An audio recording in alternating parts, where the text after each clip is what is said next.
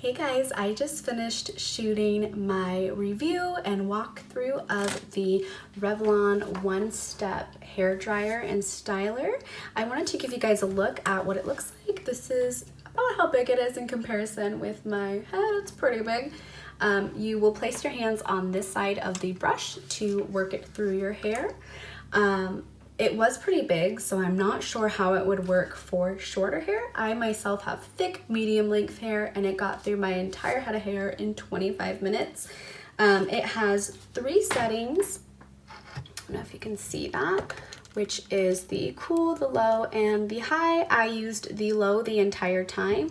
The cool setting is used to kind of finish off the style of the hair, mostly like kind of like a setting spray for the hair to set in the style. Yeah, this is how it looks after one used.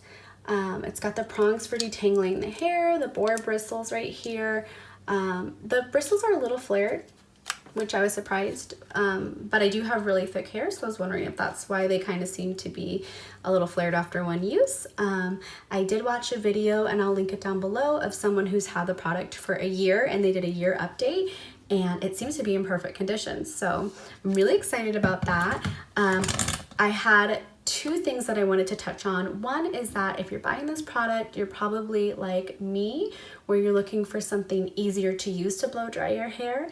I typically blow dry my hair about once a week, so this for me is a lifesaver. It cut the hair time down in half. It usually takes me an hour to blow dry my hair. And not only that, it's half the products. It's an all-in-one tool, which made it so easy to blow dry your hair. Another reason you may be buying this is simply because you just have never really blow dried your hair. It seems kind of too hard to grasp, or you've tried it, it didn't work out. This tool would be perfect for beginners. I could definitely see myself having never used anything to blow dry my hair previously and getting it just like that. So I was really impressed with the time. I'm really impressed with the finished look.